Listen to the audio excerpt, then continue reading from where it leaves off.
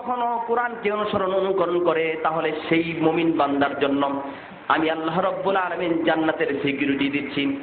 আমি আল্লাহ রাব্বুল আলামিন ওই মুমিন বান্দার জন্য জান্নাত দিব, এবং আমি যে ইবাদত করতে বলেছি সেইভাবে যদি ইবাদত করে, আমার আল্লাহ রাব্বুল আলামিন বলেন, ইয়া আইয়ুহান নাসু উবুদু রাব্বাকুমুল্লাযী খালাকাকুম ওয়াল্লাযীনা মিন ক্বাবলিকুম লাআল্লাকুম তাত্তাকুন।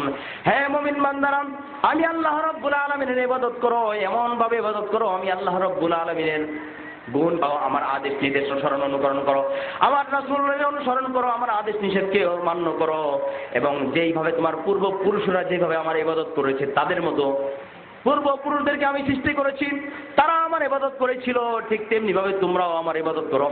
আমার আল্লাহ রাব্বুল আলামিন এরপরে বলেন, আমি বান্দাদের উপরে যে কিতাব নাজিল করেছি, যে কোরআন নাজিল করেছি, এই কোরআনের অনুকরণ করো, এবং কোরআনের অনুকরণের মধ্যে রয়েছে বান্দার জন্য কামিয়াবি এবং মঙ্গল কামনা, মঙ্গল এবং কল্যাণ রয়েছে, জিন্দেগি যাপনের উত্তম পন্থা রয়েছে।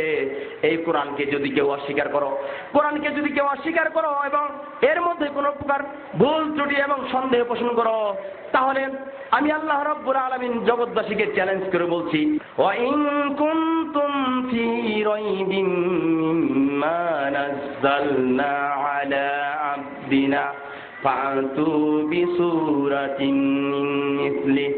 আমি আমার বান্দাদের উপরে যে কিতাব নাজিল করেছি, যে কোরআন নাজিল করেছি, এই কোরআনের উপরে তোমরা অনুকরণ করো। যদি এর মধ্যে সন্দেহ করো তাহলে তোমরা এর মতো একটি সূরা তৈরি করো, যেই সূরা হবে আমার এই কোরআন শরীফের মতন।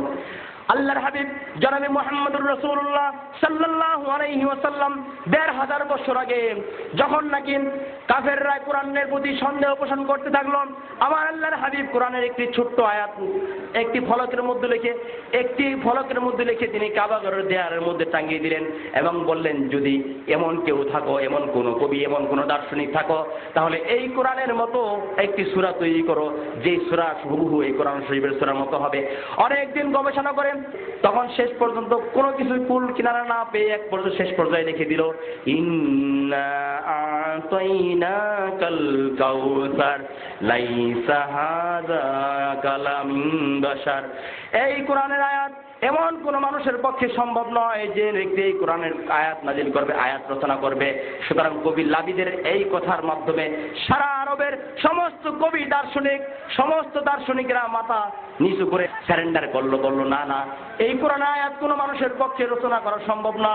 এই জন্য এই কোরআন সম্বন্ধে হাজী মোহাম্মদ মহসিন বলেছেন, the word of Allah is the medicine of heart, অর্থাৎ এই কোরআন হচ্ছে মানব জাতির জন্য অন্তরের ঔষধ স্বরূপ। এই কোরআনকে যদি কেউ অনুকরণ করে তাহলে তার অন্তরের সমস্ত রোগের প্রতিষেধক হয়ে যাবে। বলি সুবহানাল্লাহ।